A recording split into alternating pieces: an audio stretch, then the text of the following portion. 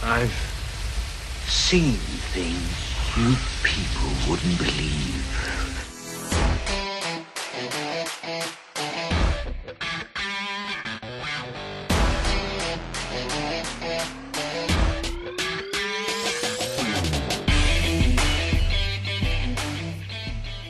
All right, welcome back everyone to another episode of the Best Thing We've Seen podcast. My name is Flo. And I'm Gabe. How's it going, man? How you doing? I'm doing great. How are you? How does your kitchen look? Better. Way, way better. I mean, my pans are still dirty, but... Your pants? Progress. Yeah, my pans, you know. Pants? Pots and pans. Pans? Yeah. No T in there. P-A-N. No T in there. Okay. No, my pants are clean. I just washed them, yeah. Don't worry about that. I won't anymore. How are you? How's your kitchen looking? Oh, it looks incredible. I mean, I can't see it from where I'm sitting, but... You heard it's beautiful. Yeah. I heard it's beautiful, yeah. No, I'm good, man. I'm good. I'm excited because today... And I told you this before we started recording, but just in terms of what I have seen this week, we have a jam-packed show because usually, like we always like if we haven't seen anything that we try and watch one thing that we have something to talk about. But this week, I don't have two things to talk about. I have three things to talk about, and I honestly can't decide which one is the best thing that I've seen. I really haven't decided yet. So. Well, it's gonna make for one long title. Yeah, no, that's what I'm saying.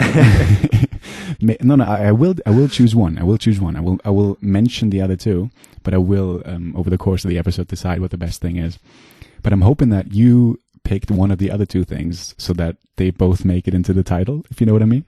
I don't think I've picked anything that you picked. Who knows? Who knows? I'd be very surprised. It's three new things, so there's a chance, right? Well, the one thing that I also have two very interesting things that I want to talk about this week. And the thing is, one thing you definitely don't have. Is it an animated show? Yes, it is. And the other one is pretty much 5 to 6 months old, so it's not that new. I got you. Okay. No, we'll see. But, yeah, I mean, should we just kick it off? I think it's your turn. Yeah. I'm excited.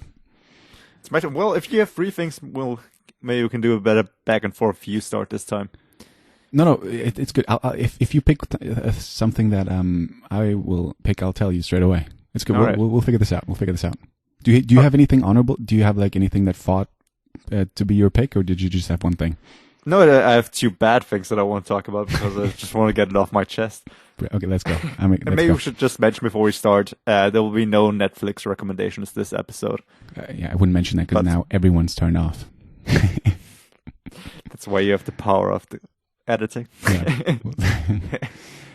Yeah. Well, right. I mean, but we have so many things to talk about. I think. Yeah. Some of my picks are on Netflix, so we'll have some Netflix recommendations in that way. All right. The first thing I want to talk about, I kind of teased it the last episode, that I have something that's interesting and kind of fitting with the whole format that we have going on here. And the reason for that is, yes, it's an animated show, and it's created or co-created by Pendleton Ward, a name that probably doesn't mean much to a lot of people, but he's the creator of Adventure Time. And I saw that this was coming out on Netflix, and I had no idea what it was about, and I read a review that said it's an animated podcast, pretty much. Okay. So I was intrigued, and I started watching it, and it's so incredibly weird. What's it called? Impossible to. It's the name is Midnight Gospel. The Midnight Gospel. Okay. Which is the name of the podcast, pretty much, that this guy does, and he lives in this fantasy, sci-fi, whatever world, and it's this computer, and you can travel to different dimensions, different types of Earths, different planets, whatever, and he chooses a person, or he just goes there and finds a random person and talks to them. And while they talk, what they talk about is pretty much a normal conversation that he would have with a very specific person, because people kind of play themselves, I guess, and talk about their personal experiences with a weird fantasy, sci-fi, acid, trippy background, which they kind of interact with to just walk through it, and weird stuff happens, and sometimes they kind of acknowledge that weird stuff is going on, but most of the time it just seems like they took a studio recording and put some weird ass shit in the background. Okay. And I just watched a interview with Joe Rogan where he talks with the lead character from that show.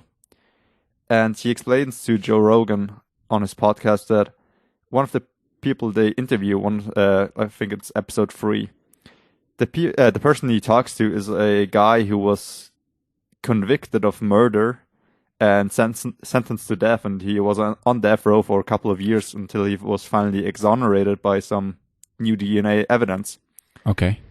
And, well, the topics they talk about are quite deep. It's about death, it's about drugs, it's about religion, finding peace with yourself. It's about conversations and how our view of mortality influences them.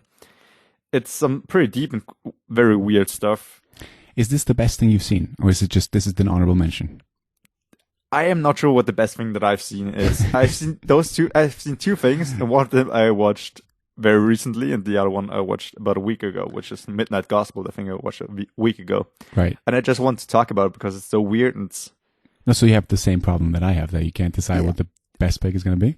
Well, the one thing is more entertaining, but this is definitely more interesting, and I think more... The other thing that I picked, I think more people are aware of, a lot of people have heard of, and I know a lot of people that have watched it. Gotcha. And I thought this is kind of this weird thing that I think a lot of people are going to see on Netflix pop up, and have no idea what it is about. Yeah. So, yeah, that's why I want to talk about it. I'm sorry, I'm still thinking about the bad things that you've seen. Did you want to talk about that later, or are we going to talk about that as well? I think I'm going to talk about it later, maybe towards the end of the episode. We're ending it on a bad thing, are we? On a rant. Yeah. Okay, I got you. Yeah, I haven't heard of this. I think I might have heard of this, but I definitely haven't seen it. I haven't heard of it until it came out on Netflix either, so I don't think it was advertised quite big, but it's such a very weird and niche thing to watch, and yeah. I've just watched about, I don't know, 4 episodes now. 4 of 8, 9, something like that. And it's a weird, it's not a thing you can binge. I watched 1 episode per day tops. Gotcha. And yeah, it's so hard to explain because it is like an acid trip, pretty much. The background is so weird. In the first episode, he gets, as he goes to kind of a different version of Earth where the zombie apocalypse is going on. He talks to the president, and the second one he talks to some weird creatures that are being harvested in the background. There's a weird revolution in a dystopian future, and they just talk about death in the meantime. It's so incredibly weird, yeah. It sounds like every other animated show that you've recommended over the last couple of weeks. Way weirder, way weirder. And the animation style is at times so simplistic and so basic, and then so trippy and so many colors and things going on in the background. It's impossible to explain properly. You just have to check it out. But you liked it, yeah. Okay. Yeah, it's an interesting concept. For sure, yeah. Okay. So how do you want to do this? Do you want to just talk about your second thing right now, or should we just go back and forth? I think a back and forth is more... A back and forth? All right. So more fun, yeah. I got 3 things, right? All right. And I still can't decide. But in my head, I sort of thought about a way of doing it. So one thing that I'm not going to pick, that I really enjoyed though, it's been a good week for me. Good start. It's been a good week for me. Have you watched Extraction?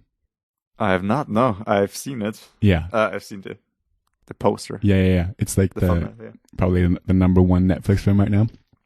The Chris Hemsworth action thriller.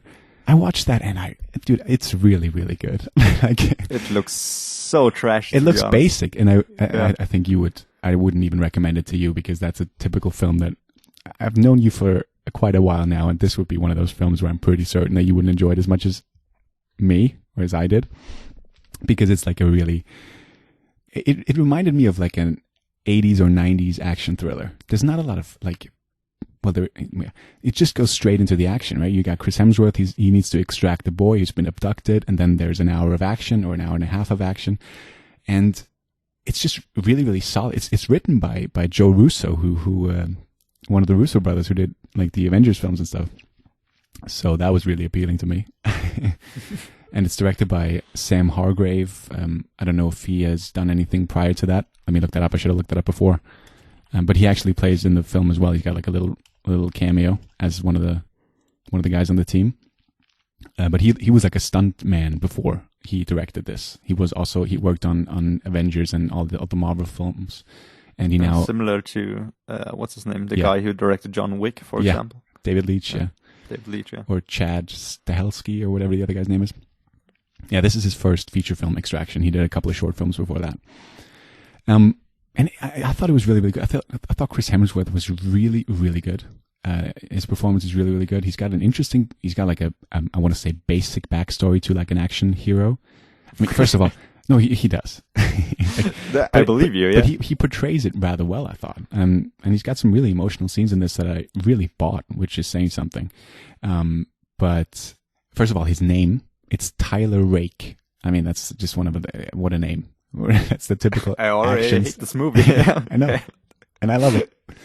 No, I watched this and I thought, I watched this because I thought you might have watched this because you usually, don't take this the wrong way, you usually watch the new Netflix films straight away so that you can talk about it. I thought you would have watched this as well. Do I? I do the films that I am actually interested in. Well, that seem fun. I don't know. Like what? Well, it was like what were the couple of films that came out recently? Like the Laundromat. You watched that, didn't you? Pretty straight away. But I was interested because it was done by Steven Soderbergh and didn't watch it or The away, King. But yeah. What was The King again? The Chalamet one. Yeah. Well, it's interested in the setting. No, I understand. I just thought you might have watched this as well. That's why I watched it, and I didn't think it was actually going to be in contention for my best pick, but turns out I actually really, really liked it. And the ending is like kind of stupid, but great as well. It's really brutal as well. Is it one of those action films full of one-liners and cool looks? No. Cool looks, maybe. I mean, Hemsworth has some definitely like the heroic, epic moments for sure. But the film is like it's directed extremely well. The action scenes are really, really incredible at times. There's like a one take. I think it's one of the longest takes ever in a film. Like obviously, it's not the whole film isn't one take, but there's like one very, very long take in the film. And I think I heard that was one of the maybe even the longest one take. That's not like the entire film, if you know what I mean. Ever put to film. So it was really well done, I thought. Interesting. Is it an action take? Yeah. During an action sequence? Yeah. All right. Well, that makes it more interesting now to watch. Yeah, it takes it like you start at one location and it ends at a completely different location. Like there's cars involved and a chase and gunfights and blah, blah, blah. Okay, I thought it was really good, yeah. So that was one of the three things. That's not going to be my best pick. I wish I'd seen these things in a different week where I didn't have like anything to choose. But yeah.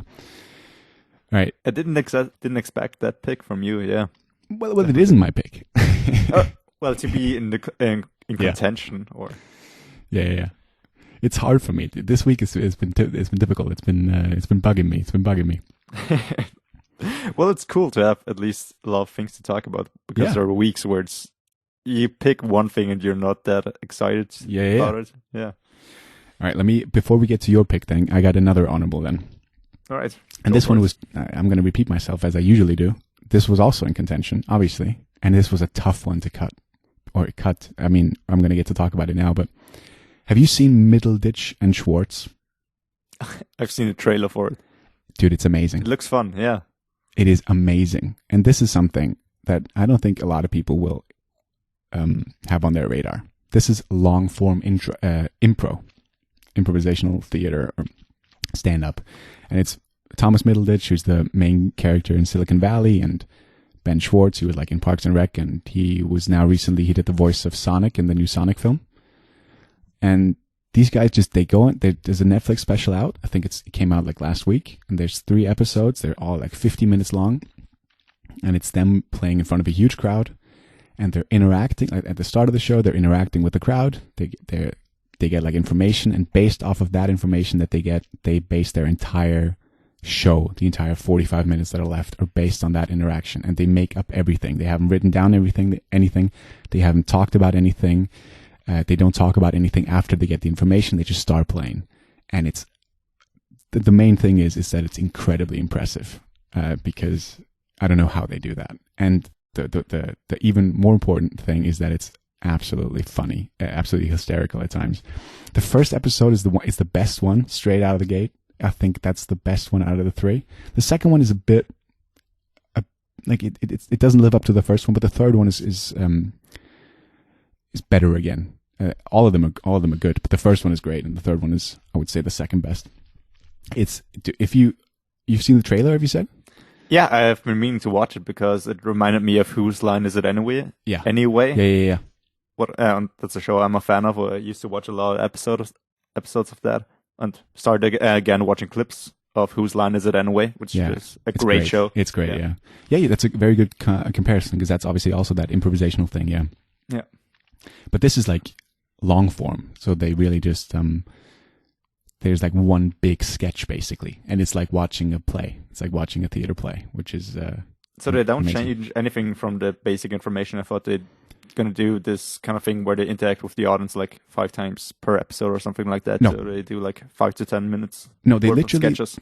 Every episode starts off with them like asking one question to the audience. They ask like, what's something that you're looking forward to or that you're dreading, and then they pick obviously one individual out of the audience. They scream out the thing, and then they pick out one, and then they interact with them a bit more, and they talk for like 5 minutes and get more information out of them. And then that's the last time that they talk with the audience in that show. But obviously they make up shit along the way. Like they don't just stick to that information that was given to them. They use that as the basis, but they make up a lot more. It sounds very interesting. Plus, I think those are just 2 very likable comedians. Absolutely, yeah. I'd love to watch some interviews with them. You know, the interview with Ben Schwartz and the guy from Stranger Things. No? Which guy? It's like a great one. Like the main actor, like the athlete guy, he becomes a nice guy later on. Was he in season 1? I've only seen season 1. Yeah, season 1, 2, and 3. He's one of the main characters. He's the boyfriend of the main one of the main actresses. Okay, I think I know who you're talking about. I don't know his name. Kind of the asshole. Yeah. And there's this thing going on the internet where they say Ben Schwartz and him look so much alike, they look like brothers. And then they did an interview explain that they're different persons. Right. It's great. You should check it out, yeah. Yeah, I lost that interest in Stranger Things, but that's that. I don't have anything bad to say about it.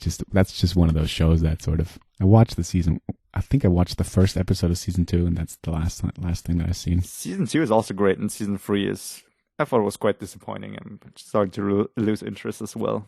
Season 4 is the next one, or has it been already season 4? No, season 4 is, I think, coming out this year. Yeah, I think as far as I know, comes out in the summer maybe. Yeah, so if you're a fan of stand-up comedy, if you're a fan of improv, then please check out Middleditch and Schwartz. One of the funniest things for me is always when the comedians crack themselves up, and that happens like a lot of times during those episodes, and that's a lot of fun. And as I said, the first one is great. Especially the first one is fantastic.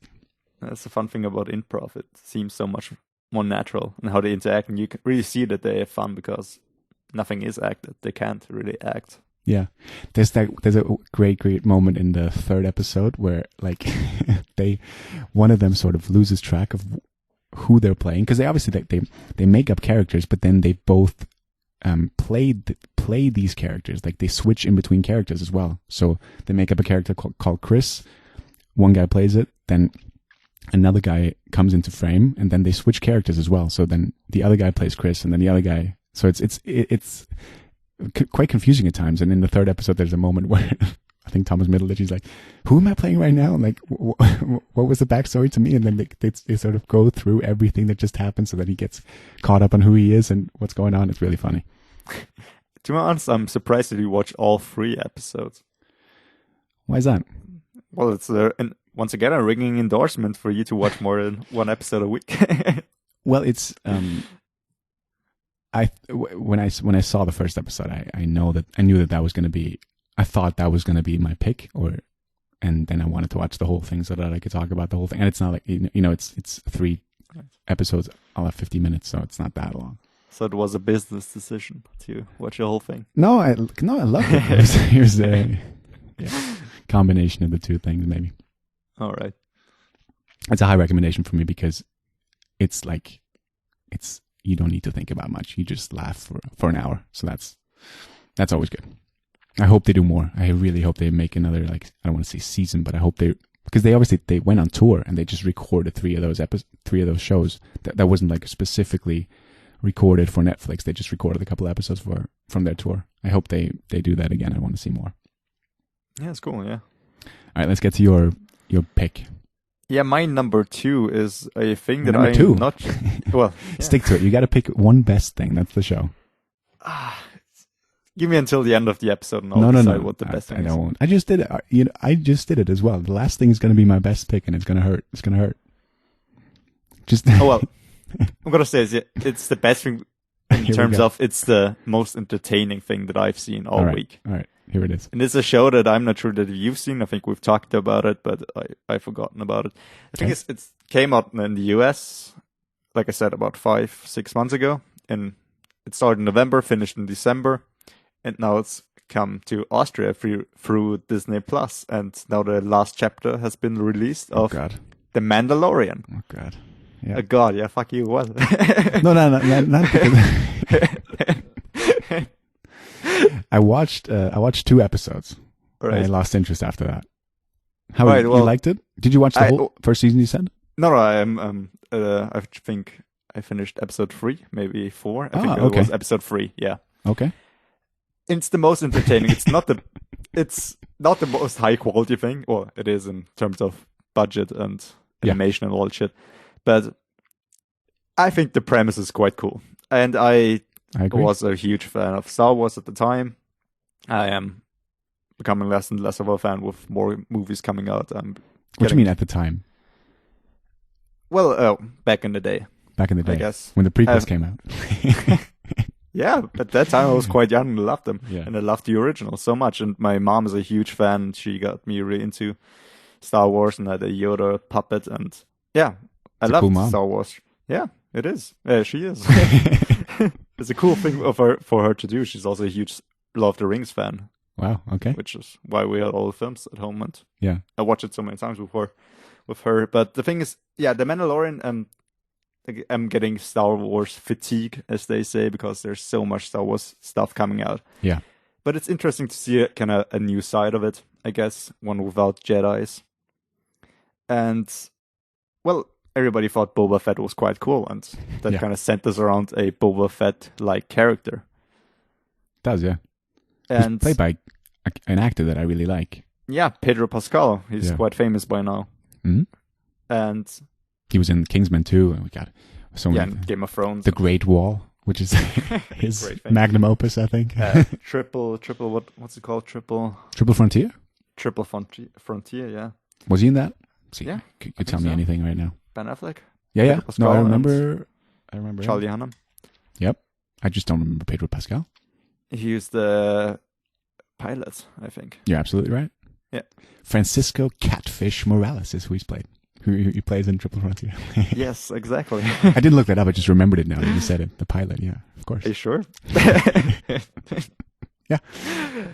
Yeah, so the thing is, it's quite interesting. It's a cool thing to watch, and it's kind of fun. But the thing is, from episode 3 on, I guess, or already 2, it becomes a coherent story. And I was excited to see, like a new adventure per episode kind of thing. But I guess those were the wrong expectations. Yeah. Well, I just remember the end of the first episode is obviously there's a big reveal. Yeah. Who that baby is. I think everyone knows by now because I mean, yeah. If you have a phone and you've seen any memes in the last 5 months, you know. Yeah. But I quite like, I mean, Werner Herzog is in that one as well. Yeah, and I think he plays a perfect character. Yeah. It's a weird cast, but I just lost interest. I don't even want to say anything bad about it. I thought it was okay. I haven't been that interested in Star Wars for a long time. And like you, my interest was also when the prequels came out, and that was sort of the peak of it. But nowadays, I like to watch the films once, maybe twice, and I just lost interest in The Mandalorian. But I think they already like shot season 2, and Yeah, they announced that there's going to be season 3 already. yeah, So I mean it's done by Jon Favreau, who yeah, the thing is, I like. yeah. Well, Jon Favreau is a guy that I'm going to talk about again in this podcast. I'm so disappointed section. What have you seen? Is it a movie? It is a movie, yeah. Is it Swingers? I've seen 2 movies and 2 shows. And the shows were great, and the movies were both terrible. Is he in it, or did he direct them? He directed it. He's not in it. He's not in it as far as I know. Maybe Did you? a cameo. Oh my God, Cowboys and Aliens? No. Also, Oh. I'm I excited. think I'd never finished that one. I think I fell asleep, which Cowboys rarely and- happens. I like that one. I saw the one in theaters. Yeah, Yeah, I like that one. it's alright. It's weird. It is weird. It's a fun premise to do a film about. But don't you think that would be like the perfect transition if you talk about those Jon Favreau things now? I want to hear what you have to say. All right. Well, from The Mandalorian, which is the thing, I talked to my brother and I was like, well, Jon Favreau should do something original, and I think he has some good ideas when he does something original, proven by the point with Mandalorian. Created by him, written by him, and it's fun. It's great. It's a fun show. It's not the magnum opus of sci-fi, but it's fun. Thank you for stealing my word. Did you say magnum opus? I literally said it like 2 minutes ago. Oh, well, that's why it was in my brain right now, I guess. No. Well, the second thing was one of those fucking remakes Oh, here we with go. fucking no originality with The Lion King. Oh, The Lion King. Oh, God. Yeah. I was like, all right, I want to watch this. It looks great from how it looks from the animation. It looks gorgeous. But the thing is, it's not the right format for that story to do it again, because the animation is so good that it looks like a fucking nature documentary that somebody dubbed over. Yeah.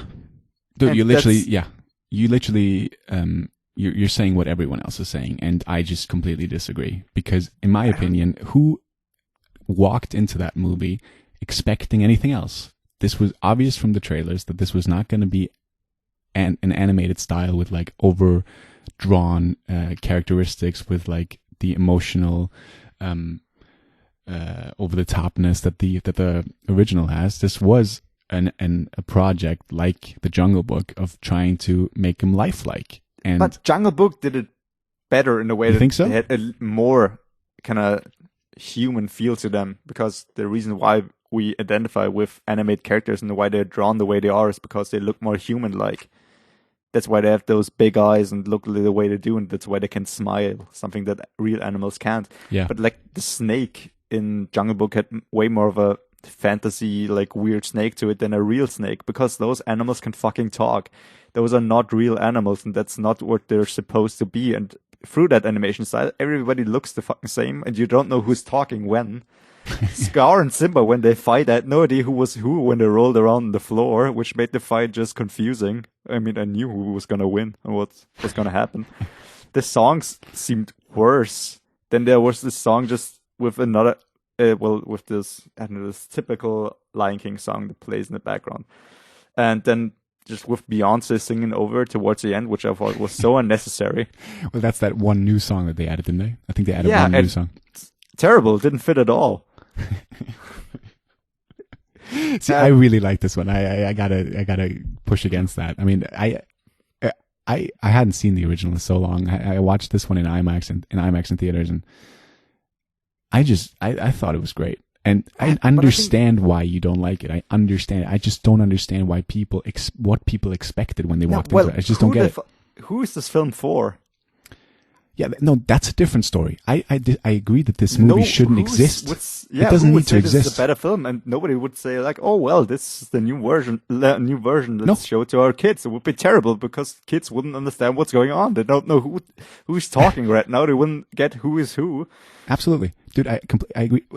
This movie doesn't need to exist. I agree, and they shouldn't remake everything. They're remaking every Disney classic. They don't need to do that. Yeah, it's a perfect tech demo for how good animation is. Great. Yeah. Thank you. But the thing is, and even if you're gonna remake something, don't pick The Lion King, a film that everybody has seen, everybody loves. Pick something that was, I know, done in the 40s by Disney. There's a lot of that stuff, and something that was forgotten, maybe something that didn't work out. Maybe that was kind of inappropriate for its time. Revamp it, do something good with a alright story and make it into something better than it was done back then. Do something like that. I agree. Don't do but the no one's Lion gonna King, watch that. something that came out like 20 years ago and everybody still remembers. Yeah, it must be longer than that, wouldn't it? Sure. Yeah, 25 years, I think. But, 94, 95, something like that. But no one's going to watch the other ones. It's a cash grab. It is a cash grab. There's no denying that. But it works. Film. It works. No, it's not a terrible film. It's a it terrible works project. As an animated thing. Well, I think it's bad as a film in itself, just because of what it does. I think that is not a good thing to portray because it doesn't seem right. I think if that movie comes out and the original doesn't exist, it will be applauded. But everyone compares it to the original. Everyone wants to see the original for again. What? For what it looks for what it like. Is, for everything, for the story, for what it looks like, for the songs, for everything. It just doesn't have a lot of charm that way. I think a lot of people would like it because they associate the charm from the old film to this film and don't acknowledge that how fake it looks. As in, they don't seem like they're talking animals. They seem like they're animals with voices in the background. And they slightly move their mouths. No, listen. I completely understand where you're coming from. I went in with a different mindset. I think. Now I was ready to be okay with this film. I was like, all right, let's watch it. Let's hate it. I was like, all right, I'm ready to be okay with this film. Let's see what we got. Well, I can't say I was ready to love it. Yeah, but yeah. What's the other thing? We got to push along. We're already 33 minutes in. We got to make this quick. All right. The second thing that I watched is a film that was nominated for a Golden Globe for Best Comedy, and I thought was quite praised at the time. I thought maybe it's a fun film. And the thing is, why I'm so pissed off about this film is not because I didn't like it. Yeah. There are films that were compared nominated. To the original, it wasn't great. No, it's an original film. And the thing is, when it's a film that I don't like, that's all right. The films that I just don't like, and I see why they're still nominated or why they got the praise that they did, but I don't know why people liked it. It seems like such a cheap piece of trash. From the acting, from the writing, from everything. The humor fails completely. Okay. And that film is Crazy Rich Asians. It seems like a Disney film, and I mean it in the worst possible way. I mean those live-action Disney films that starred on the Disney Channel back in the day and nobody watched. Those Lizzie McGuire pieces of shit. First of all, I'm getting really angry right nothing now. against Lizzie McGuire, because that is a classic. That's a classic. Well, against the writing, if you watch it today, it's a film done for little children, and all right for little children, it's an alright. Crazy film. Rich Asians, you think is done for children? No, the writing seems like it is. It seems so cheap. That's my point. Their acting and the way they build it up and the whole humor and thing behind it, it seems so incredibly cheap. And those scenes where they then play mahjong and she just proves how cool she is. It's like a play-by-play of how you should write a romantic comedy. Take two guys. She meets the parents. They're not alright with her. She's beaten down. She kind of proves that she's cool again, and then it's alright. And just, who is this film for? Who is related to crazy rich people? Nobody is. Why do I want to see those spoiled people? It's like, oh my god, I'm so rich. Those are my problems. Hold on I don't fucking care. Hold on a second. First of all, this movie, I mean, I don't know how many millions of dollars it made, but it made a ridiculous sum of money. So there you have the people who they made it for, because everyone watched it. Then you have the Asian community, but I don't get that. The Asian community who literally said, like, this is one of the first films where the Asian community is represented on the big screen. What I applauded for, but that doesn't make it a good film. No, I agree. But the other thing is, you don't recognize yourself because you're not crazy rich. That's the thing. The girl isn't crazy rich. She gets put into that situation by getting married to that guy. But the thing is, so, alright, let's take somebody relatable. So, I'm one of the youngest professors at NYU. Oh, how relatable. But you can say that about so many movies. I mean, this is not, is this about... I know most of these films are shit. Okay. First of all, I agree with you. This movie, I didn't like this movie either. I thought it was fine. But that's not a movie for me. I watched it with Steven in the cinema, who loved it. He thought this was the best thing he's ever seen. But he's into that kind of movies, and I'm not usually. It must be pretty. They must be pretty good. My problem is not that it's not such a good film. It's a basic romantic comedy, not a very good one in my opinion. My problem is that everybody says it's like praised for in Globe and everything like that. What are you people doing? Is this the kind of writing that's rewarded? Yeah, this is so unoriginal. I agree with you. Well, I don't know about the originality, because the aspect of someone sort of marrying into a rich Asian family, like of course, it's got Asian to do with anything. But that's the sort of the originality. I know. You know what I mean? It's about American Asians and Asian culture, but that's kind of like the backdrop. But I think just the story of poor girl marrying a rich guy. I think poor girl, a rich guy, or other way around has been done quite a lot of times. It's like the premise for a lot of things. It's like the basic Beauty and the Beast thing. Yeah. No, listen, I agree.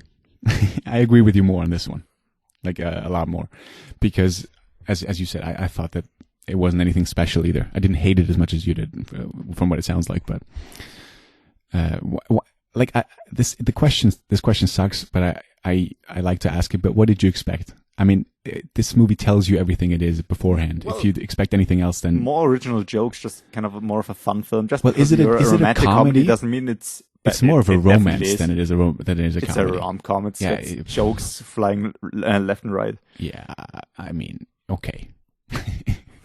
Yeah, it does with the Awkwafina character maybe, and and her parents and all the thing. Yeah. All right, let's talk about something good. All right, please do. The best thing that I've seen this week is a show called Defending Jacob.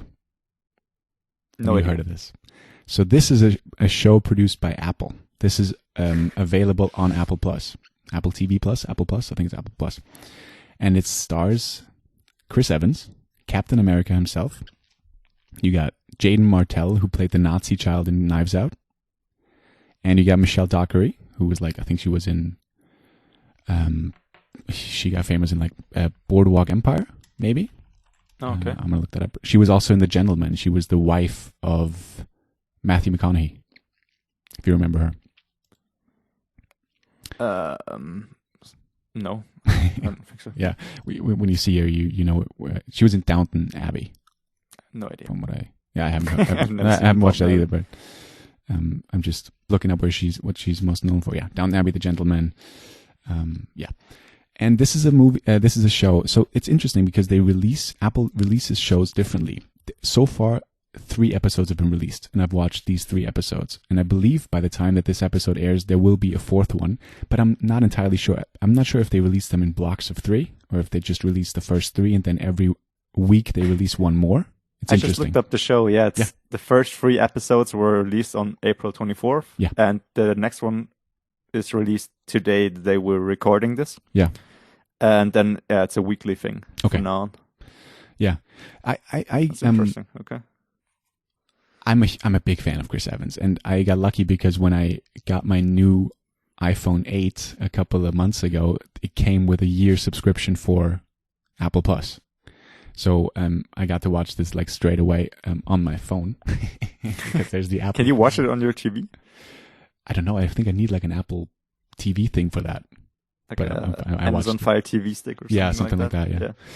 And this is a show about Chris Evans and Michelle Dockery. They are the parents of Jaden Martell, and it's a crime thing. So it starts off. There's a boy found dead in the park, and Chris Evans plays an assistant district attorney, and he's getting put in charge of that case. Then it turns out that the dead child is a colleague of their son. They went to the same school. Or they go to the same school, but they went to the same school. I gotcha, yeah. Yeah. And the first episode is sort of them no suspicion there. I mean, it's in the title, right? It's Defending Jacob. So by the end of the episode, it becomes very, very clear that the main suspect of the case is who? The son. So the son of Chris Evans and Michelle Dockery. And this is based on a book. And as I said, I've only seen 3 episodes, but I really liked it. This is a standard crime drama, gritty, dark. It looks great in terms of visuals. Cinematography is beautiful. It's very, very dark and damp, greenish. I want to ask you, because I think the atmosphere and how it's portrayed is quite important for that kind of genre. What would you kind of compare to from the feeling you get from it? Oh man, that's a tough one. Well, first of all, I would say that this is the magnum opus of this director. I want to put that out there.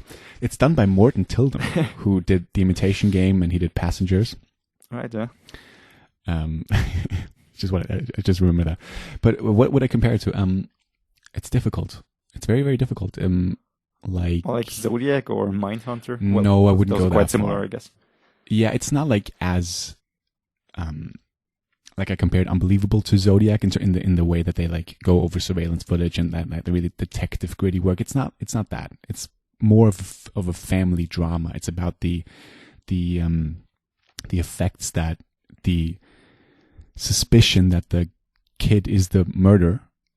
Yeah. It's about sort of how that affects the family because obviously everyone turns against him. I would, you know what's interesting? And just thought about it now. It's very similar to The Hunt, one of our favorite films. I know you love that film, where someone gets accused of sexually harassing a small child, even though he didn't do anything. And I don't know if the child in defending Jacob has done anything that hasn't, that I literally don't know. It's not said or showed or anything. It's just people suspect that it's him. And it's about how that affects the family. And it's really, really interesting. As I said, the story is sort of now like really kicking in because what's awesome about it is it's sort of told in not flat. Well, it skips time. It skips like time frames, not frames. What do I want to say? Jumps between. Yeah, it jumps. Yeah, because it starts off flashbacks and. Yeah, you have like some scenes where Chris Evans, like I'm going to say in the future, where he's sort of in front of a jury and he has to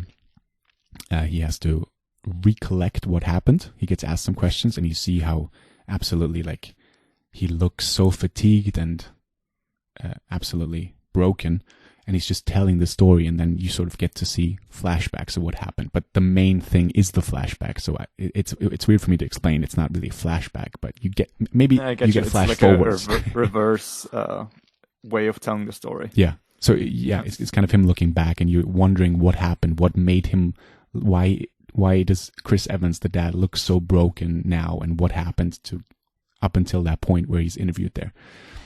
And yeah, I mean, does that? Sorry, what? Yeah, it kind of reminds me of like True Detective. Yeah, exactly.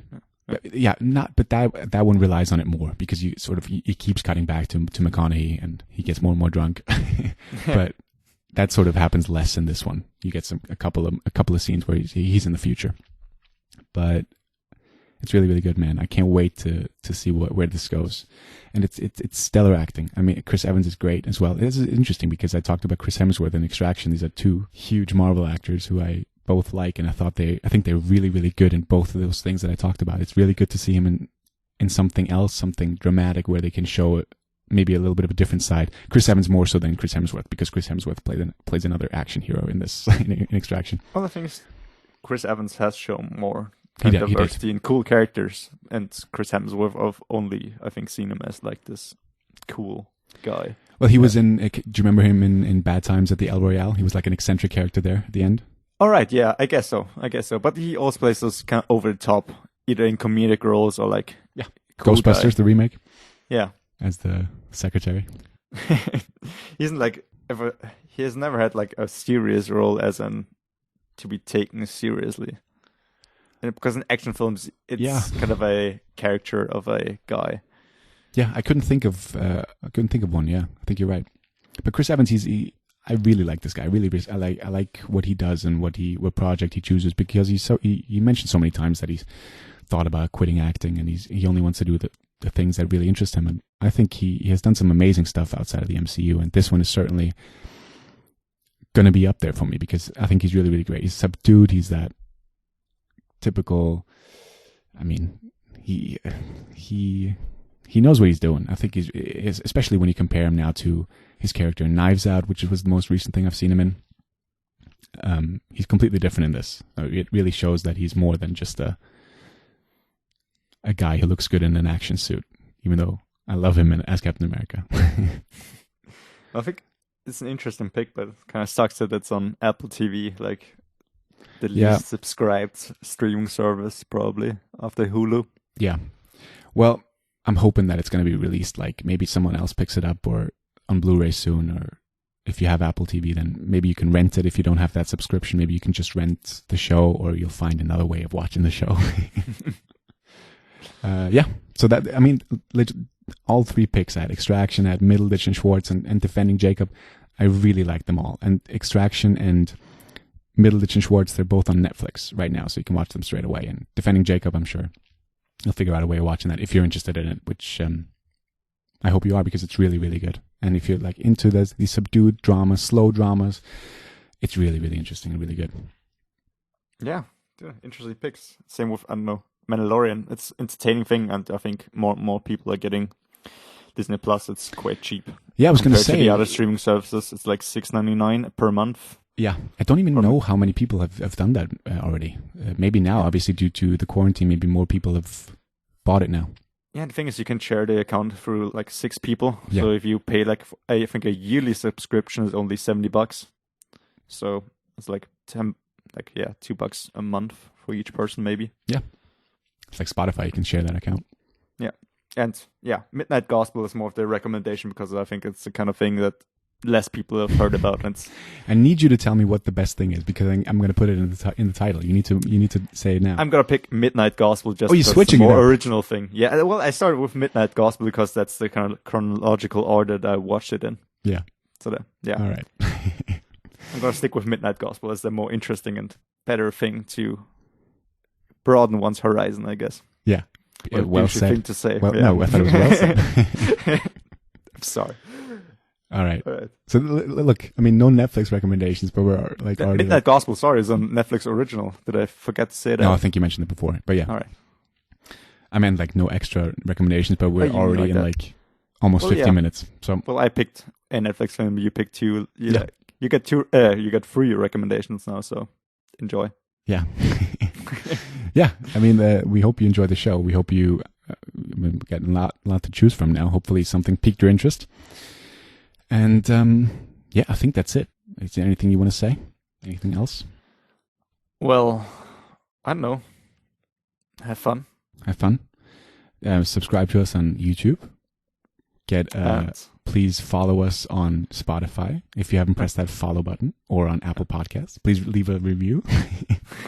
It's a lot to do. And check us out on Best Thing Radio on Twitter. Wow, that was pretty good, dude. Wow. Didn't even have to set you up there. Just came organically. Yeah. It's amazing. Getting ready the whole time. Yeah. Yeah. Get in touch with us maybe if you have some questions. Obviously, as you said, on Twitter. And yeah, we'll be back next week. Watch things, right? That was the cue now at the end. Watch things. But yeah, I guess now that you can go outside more, go outside. Well, yeah, but that's just here in Austria, because we got listeners all over the world. Yeah, we do now. Yeah, all over the world. So stay safe. If you have to stay inside, then stay inside, and yeah, just keep staying safe. All right, have fun. Cook something good. Bye. Bye. Cook something good. Yeah, dude. I love cooking and watching something.